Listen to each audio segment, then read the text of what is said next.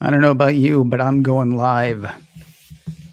That's what the YouTube just told me right there. Hi, people who are here. I don't know who's here yet because nobody said anything. Be the first on your blog to say hi. Or don't. Sorry, I'm pulling up my notes for today. I've gone back to the iPad because I was just wasting a ton of paper. But I forgot to do that before I sat down. I didn't forget to. I'm running a little behind. I'm sorry. I don't know why I said I'm sorry. Because you wouldn't know. Usually we sit here for a couple of minutes and then we get started anyway. So really, it's all the same to you, I think. It's just I feel like I'm running a tiny bit behind.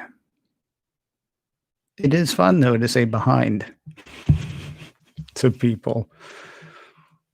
Had an interesting conversation earlier today where somebody kept saying, but, and then we talked about because we're like that. We're teenagers. We're 3-year-olds. Everybody should be. Wow, already a like. Isn't that nice? Hello, Bill. Hello, Starfleet Universe on call. I know who you are, and I'm totally blanking on your first name right now, which makes me feel terrible. And I want to guess, and then I'm going to feel worse if I guess wrong. I feel like it's Kevin. Nope, it's Paul. See, have you ever thought about switching it to Kevin, though? Because that would be easier for me. And then you could take over Mac OS 11. Right? Shall we? I think we shall. Wow, I need to turn that off.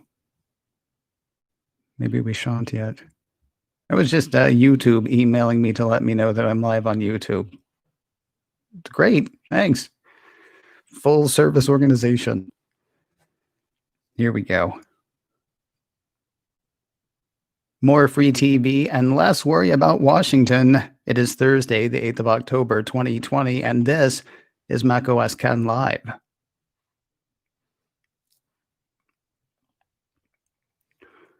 I don't want to call myself ridiculously excited about today's show. I'm feeling a bit of exuberance today.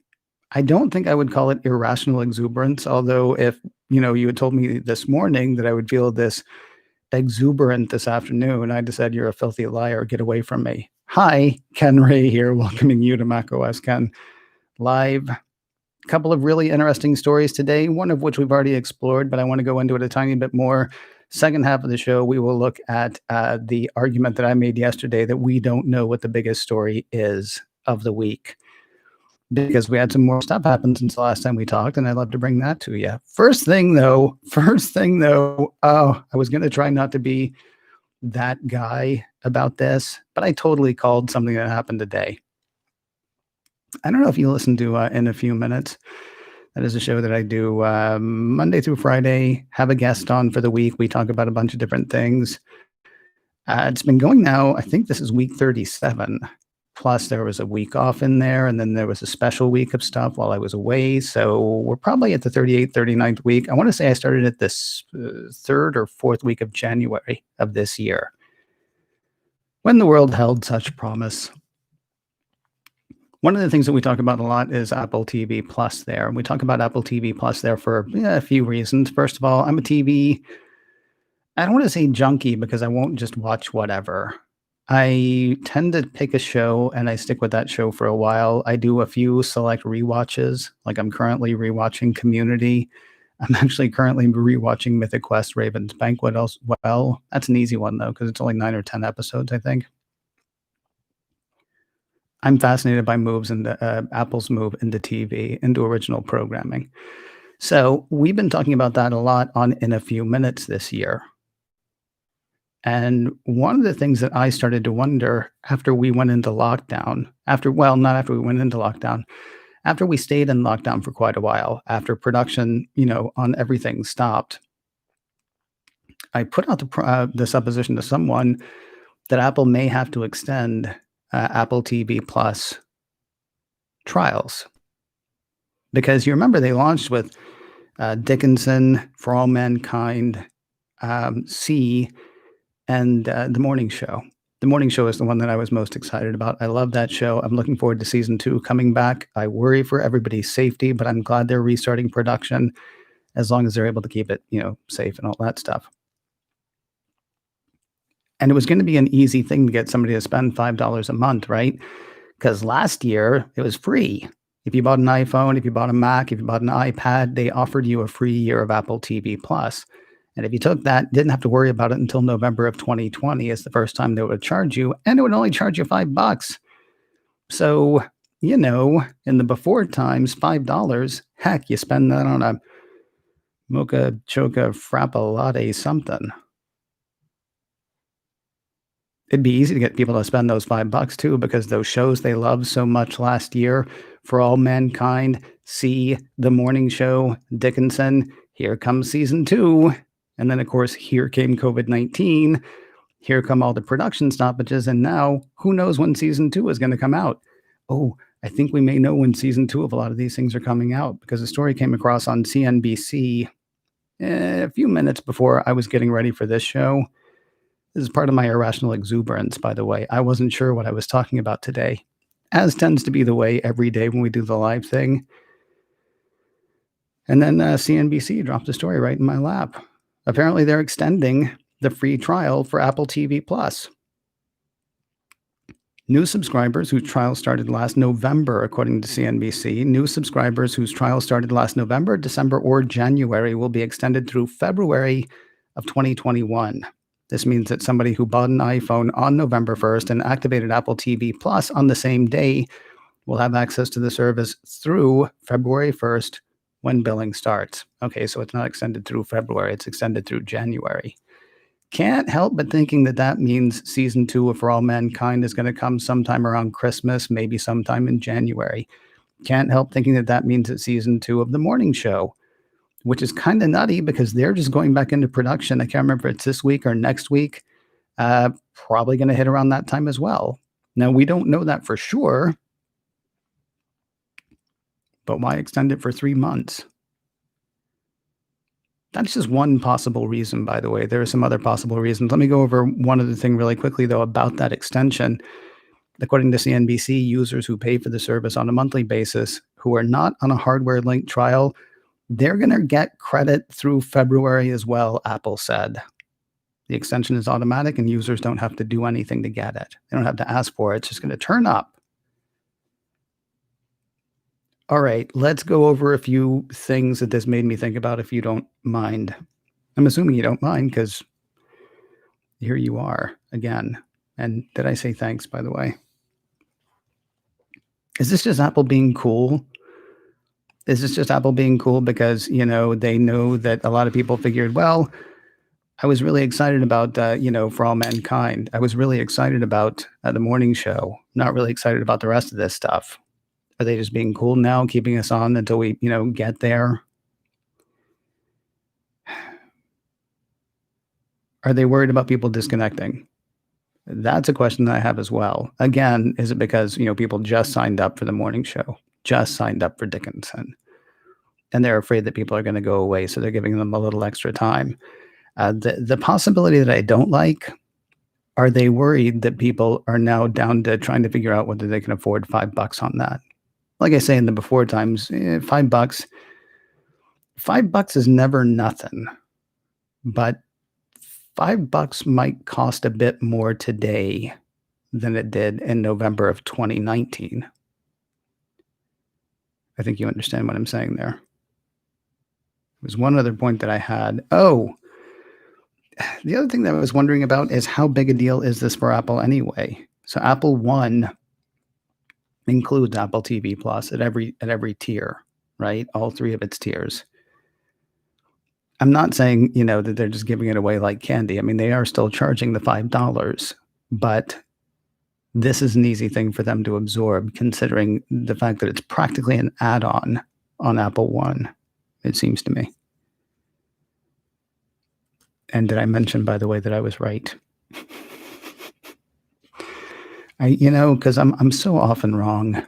So it's exciting. It's exciting when something like this comes out of the blue that makes you think, hey, Well, I was gonna say that makes you think you're not crazy. This doesn't prove I'm not crazy. It just, proves that I was right about this one thing. I'm curious, well, honestly, after saying I was right, I realize I have on my notes here, I was right-ish. When I first made that supposition back in June, I think, or July, I figured they were gonna have to extend because what else did they have to offer? I've come to appreciate and like more and more of what Apple is doing. There's a lot of dumb stuff. Oh, that's so judgmental. I'm sorry. There's a lot of stuff on there that I'm not a huge fan of. I don't Is it wrong to say I expected more from Imagine documentaries? The 2 things that we've gotten from Imagine documentaries so far are Dads, which kinda looked like every stand-up comedian's book about fatherhood that you've ever seen and not read, and now the Supermodels. I'd have expected some Apollo 13 type stuff from Ron Howard. I'd have expected something, I don't know. If Ron Howard wants to make documentaries about Ron Howard films, I would be more interested in this stuff than the stuff that they're turning in so far. So whatever. Mythic Quest Raven's Banquet was not available last year. Ted Lasso was not available last year. Boy State, Hala, Trying. Of course, there's these.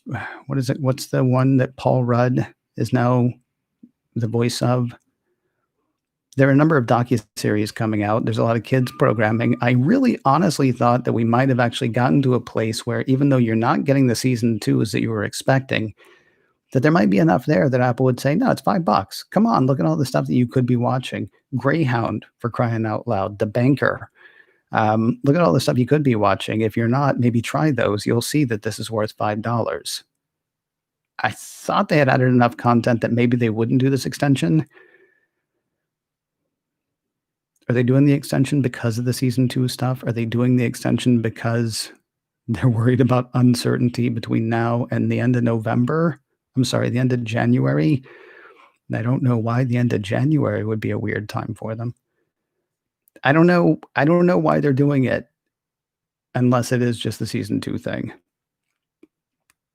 Stringing people along until they have to pay to see Reese Witherspoon and Billy Crudup, who, by the way, stole that show as far as I'm concerned.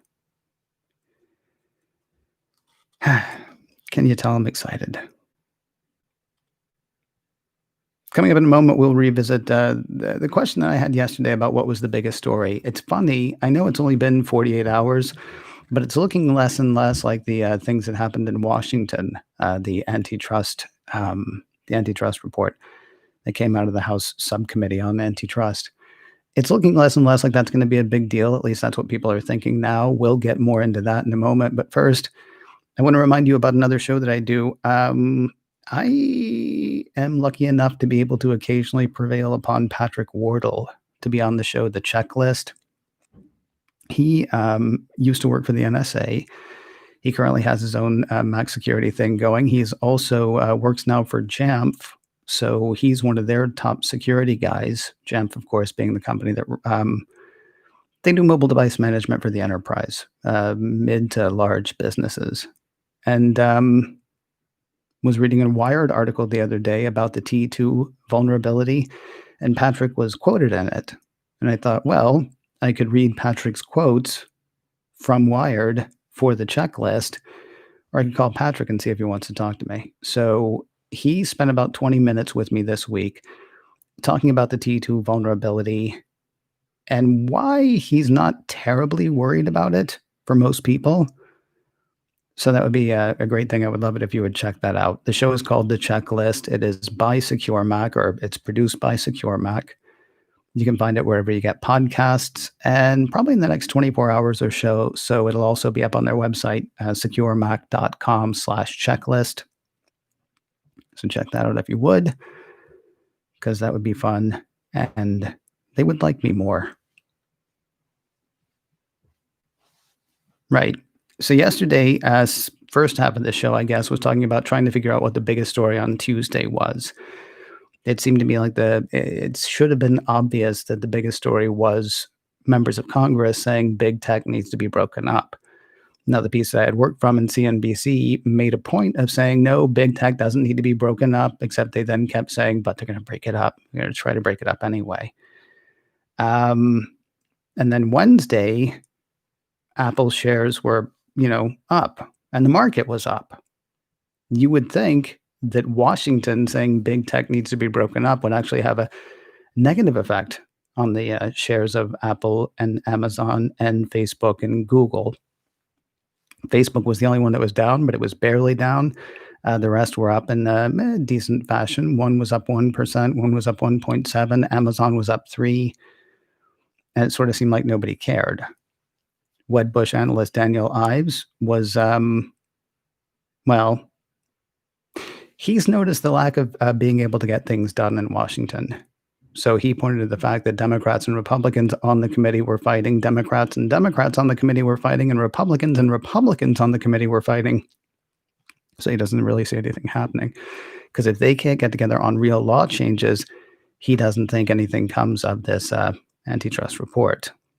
As for Apple specifically, I think he's been a little stoic on this one. He says Apple makes hundreds of billions of dollars outside the App Store. So if they lost the App Store and they lost their 30%, it wouldn't be a big deal because there's still hundreds of billion dollars coming from elsewhere. Kind of a difficult argument to make when most of Wall Street is like, well, it's okay if iPhone sales tank because at least we have services.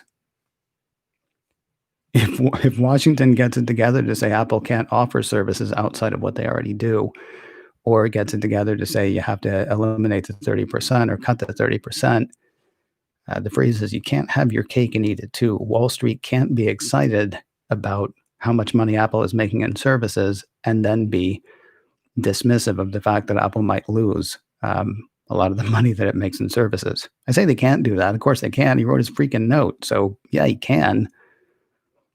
Not sure it works though. I was more impressed, honestly, with Needham and Company analyst Laura Martin's note. She pointed out a bunch of different things that looked wrong to her, including the fact that there were dozens of complaints in this report, but you're talking about 20 million developers. Dozens of complaints among 20 million developers. So that seemed kind of crazy to her. And also the fact that that whole portion didn't even talk about all the good stuff that had come from the App Store. Of course, there's the fact that Apple has made a money at this point. Most of the complaints about Apple are business judgments. They charge too much. They preload their apps and not easily fixable through legislation, she said. And finally, because Apple's core asset is access to nearly 1 billion of the wealthiest consumers, they don't think anything that happened in Wall Street is actually going to affect Apple's bottom line that much. Now, a couple of articles that I read said, well, the reason that Apple shares did fine on Wednesday, the day after this report, is because nobody cares what Washington has to say. You could argue it's actually the opposite because, of course, Wednesday was the day, and I haven't seen the news in the past 30 minutes, so I don't know, but Wednesday was the day that Trump said we need to make a stimulus deal, coming just hours after having basically told the Republicans on Capitol Hill to stop talking to the Democrats about a stimulus deal. A lot of the excitement yesterday was based on his saying, yeah, we need to go ahead and do a stimulus deal. The problem is wait 5 minutes because who knows what's going to be said next by whom. So I think it would be wrong to say, that that tech shares did fine because people weren't worried about what Congress said. It's more like all shares, with the exception of Facebook, all shares did fine because people were buoyed by the possibility that the economy wasn't going to be driven fast off a cliff. Here's the other thing, though, and this is the weird thing to me, and this is why I'm having such a hard time figuring out what the most important story this week is. Katie Huberty, Morgan Stanley analyst Katie Huberty, is ridiculously excited about next week's event. She is ridiculously excited about the arrival of 5G iPhones. And I need somebody to tell me why. Are they going to cost more? If they're going to cost more, is she just excited about the fact that they're going to cost more and that Apple's going to make more money? Because if they cost significantly more, I don't think people are going to rush out to buy them, especially if, one, they have to pay more for high speed, 5G that is, and two, they don't have a clear understanding of why they have to have 5G in the first place. unless what she's excited about is they're finally going to tell us why we're going to want high speed. The other thing, though, is common conjecture is that Apple is not going to charge more for the 5G iPhones, that they're going to keep them about the same price. I even saw one article said they might cost less. Apple doesn't get anything out of the carriers charging more for 5G. In fact, it's risky to Apple if the carriers are going to charge more for 5G, because then people might decide not to go ahead and upgrade to iPhone 12 yet. And there's still no definitive use case for why, unless they're all just going to lean into faster, faster, faster. But I don't know that people care that much yet. Yet she's completely convinced. I am curious where you are on it. I would love your comments. You can leave a comment right here on this video. You can also email me, info@macosken.com. Seriously, one time I built a whole show based on one comment that somebody made in these comments. So I really do read them. I really do take them into consideration, and I really would love to hear them from you. So leave a comment on this video. By the way, when you're there leaving a comment, if you want to hit like, and if you want to hit subscribe, I don't think anybody would complain. You can leave a comment here, or you can send me an email, info@macosken.com. That would be nice. I would like that. Hey, if you're here live, stick around. I see there's some chat going on there. I will hit some of that in just a bit. If you're not here live, we're doing this, I think I said the time like 5 different ways yesterday. 3:30 p.m. Pacific, 6:30 p.m. Eastern, other times, other places, Monday through Friday. We're getting together here and doing this thing. So if you find yourself in an afternoon wondering, how should I spend the next half hour? Spend it with us. It is youtube.com/KenRay is where you can see past videos and maybe this video right now. I don't know how that works. I'm too busy doing this video right now. But yeah, 3:30 Pacific, 6:30 Eastern. I should only say it one time because saying it twice is what messes me up. Speaking of which, we will be back here same time tomorrow. Talk to you soon.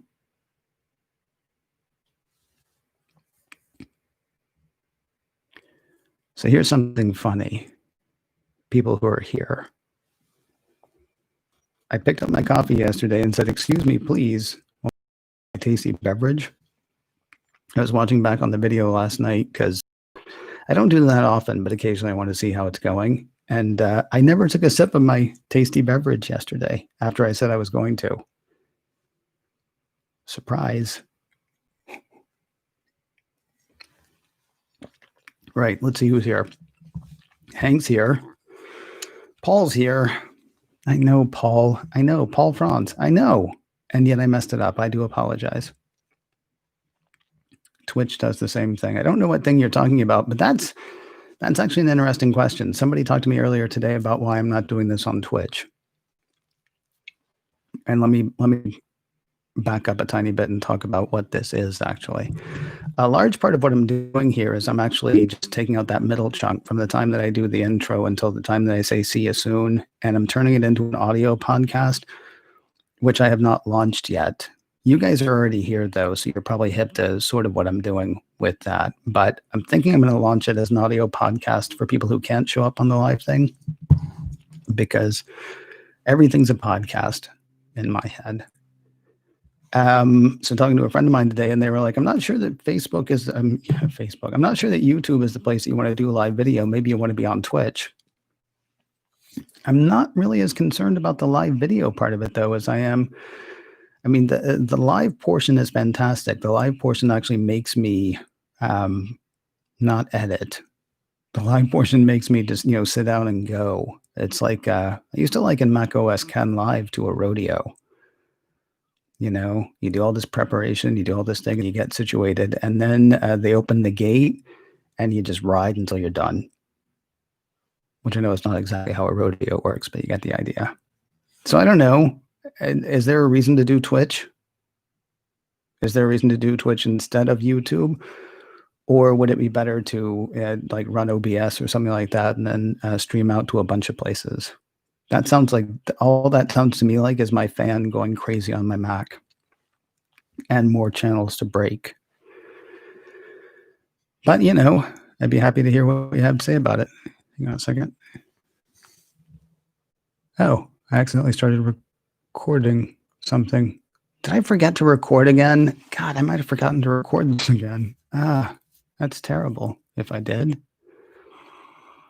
Anyway, that was my thinking there. Let's do some other stuff. Finally here at the start. Hank was here at the beginning of the show. Well done, Hank.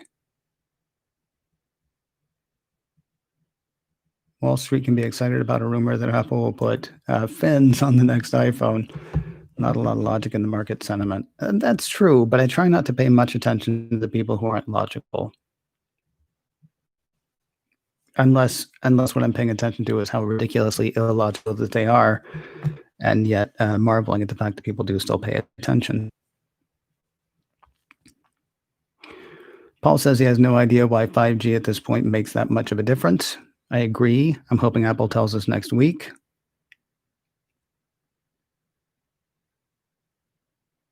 Sending you the email after you start your stream. That's what Twitch does. Okay.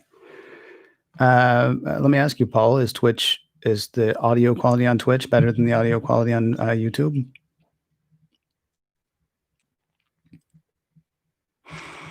More bandwidth, yeah. Yeah, that's kind of my concern.